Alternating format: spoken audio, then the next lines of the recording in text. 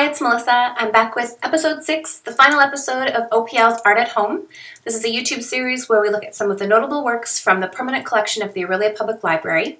And today's episode is called The Locals. We're going to look at artists who were born and raised in or lived and worked in the area. Some pretty famous Aurelians, actually. So let's get started.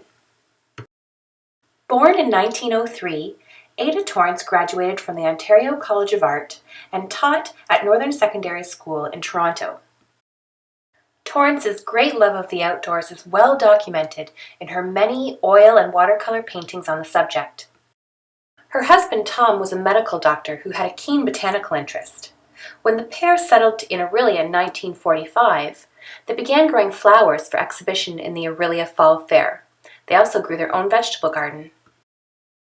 While Dr. Torrance may not be responsible for Ada's love of the outdoors, he may have inspired her interest in wildflower studies, not just as subject matter, but on a botanical, closely examined level. While Ada has worked with a variety of artist materials, she is perhaps best known for her quilt designs. One of these, Northern Lights, won a nationwide award in 1956 and is currently in the permanent collection of the Royal Ontario Museum. Ada designed quilts that were put together by groups of volunteer quilters from the Aurelia area. Edward Lord, better known as Ted, was a graduate of the Ontario College of Art, which he attended at the same time as Ada Torrance in the 1920s. Ted moved his studio from Toronto to Wabashine in 1968. His work consisted of landscapes, woodblock, and linoleum cuts, as well as abstract and batik work, a fabric dyeing process.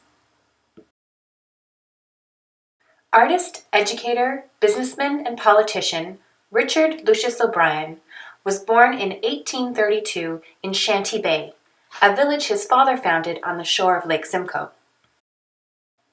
O'Brien was listed as an artist in the 1856 Toronto Directory, but shortly after that he moved to Aurelia to manage a family-owned quarry. He was a member of the Aurelia Council. He served as the village's reeve and as church warden at St. James. By 1866, he was running the general store on the corners of Coldwater and Peter Street. Most Aurelians didn't even know he was an artist. He is best known for landscape paintings from across Canada in oil and watercolor. Soon, his talents with watercolors overcame his other business and personal interests, and he was hired by the federal government to do several paintings of the Rocky Mountains in an effort to raise money for the fledgling Canadian Pacific Railroad. In 1880, O'Brien began to work on Picturesque Canada, which he edited. O'Brien toured across Canada, meeting with the country's artists and commissioning them to produce woodblock prints for illustrations of the text. O'Brien's art, and in particular Picturesque Canada, aimed to celebrate Canada's natural landscape united under Confederation. O'Brien served as president of the Canadian Academy of Art for 10 years, and he's a member of the Aurelia Hall of Fame. The Reverend Canon Richard Green was born in 1848 in Burlington, Ontario. He went to Trinity College in Toronto, and at about 1878, while serving as the second curate at St. James Cathedral, he studied painting with Otto Reinhard Jacobi, formerly of the Royal Academy of Arts in Berlin, Germany. Rector of St. James Church in Aurelia from 1888 to 1911, Reverend Green founded the Aurelia Sketch Club and instituted art exhibitions at the Aurelia Fall Fair. Reverend Green painted mostly in oil and watercolor, but he also carved the Eagle Lectern in St. James Church.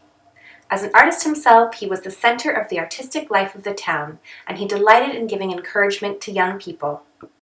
Reverend Green offered Saturday morning art sessions to the youth of the community, including the two artists we'll look at next. Ada Greenland Owens was born in Aurelia in 1884. The family home standing in the southeast corner of Nottawasaga and Albert Street. Her parents owned a bicycle shop on Mississauga and Peter Street. Her interest in art was encouraged by the Reverend Green, rector of St. James Parish. Later, she studied with F. McGilvery Knowles, Canadian painter and associate of the Royal Canadian Academy of Arts.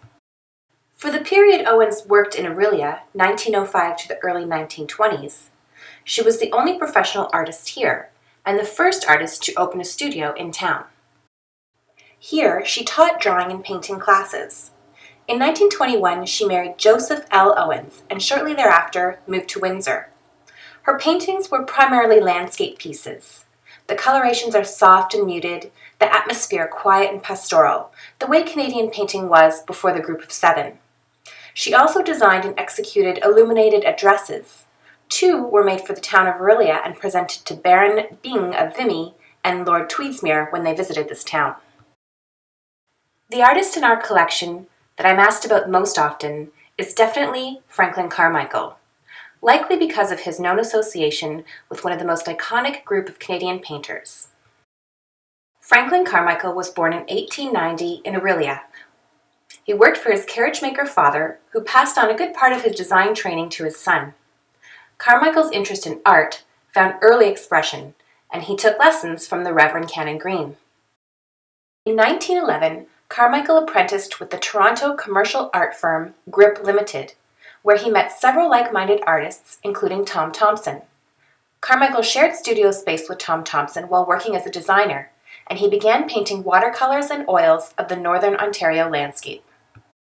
In 1913, Carmichael went for further study in Belgium, but World War I forced him to return to Canada, where he became one of the country's foremost design painters. He married childhood sweetheart, Orillian Ada Went, in 1915, and in 1920, along with Varley, Jackson, Harris, Johnston, Lismer, and MacDonald, he founded the Group of Seven, an organization of self-proclaimed modern artists.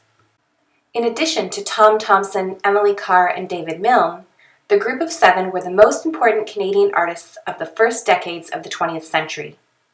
Carmichael was also a founding member and president of the Canadian Society of Painters in Watercolor, and he taught at the Ontario College of Art from 1932 to 45. The 2 pieces in our collection, La Cloche Mountains and A Northern Village, were gifted by Carmichael in 1929 to the Women's Canadian Club of Orillia, who generously exhibited the paintings at the Orillia Public Library so that they could be on view freely. They are both now part of the permanent collection of the Orillia Public Library. Though Carmichael and the Group of Seven are extremely well known across the nation, there wasn't a lot of information known about Carmichael's life and time spent here in Orillia. Every year, the Orillia Museum of Art and History honors the artist's legacy with the Carmichael Canadian Landscape Exhibition. If you're interested in learning more about Carmichael's life here in Orillia, I suggest you visit the news page of the Orillia Museum of Art and History and scroll down to the History Mysteries series on Franklin Carmichael. Well, there you have it, our final episode of OPL's Art at Home. I hope you've enjoyed it as much as I've enjoyed making it and presenting these artists to you. As always, please subscribe to our YouTube channel, like all of our posts, follow us on other social media. We have a lot of different things happening right now. My colleagues are doing some amazing work. And while this series is over now, I do have something else coming up for you in May. We'll be looking a little bit at some of the interactive ways you can use our online catalog. So probably lots of new information for many of you. It's the perfect time since we're all at home. Also, I'd just like to say a personal thank you. I've been working with the collection now maybe for about 3 years or so. But many predecessors, many volunteers and other staff members over the years have worked in the collection, doing the research, taking really great care of it and archiving all of the information that we find about the art and the artists. And I specifically would just like to give a shout out and say thank you to Gail Ward. Gail, if you're watching, Gail is a previous staff member and a volunteer extraordinaire, one of our many, many extraordinary volunteers. And Gail really passed the torch on to me. She taught me everything I know about the collection to get started, and I just wanted to say thank you, Gail. I really appreciate it, and I hope you've been watching and that you've enjoyed it. Anyways, stay home, stay safe, keep watching. We've got more to come.